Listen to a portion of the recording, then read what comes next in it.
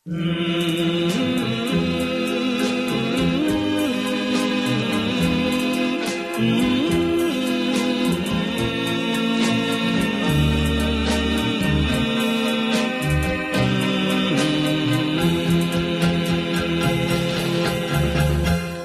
លេងចំរៀងមួយមើលណាឡៃ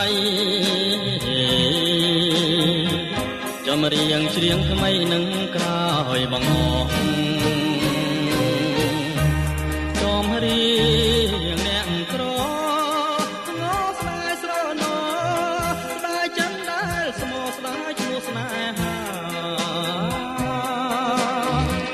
ចំរៀងសោកស្ដាយคล้ายជាពរជ័យជាចំណងដៃដល់ថ្ងៃ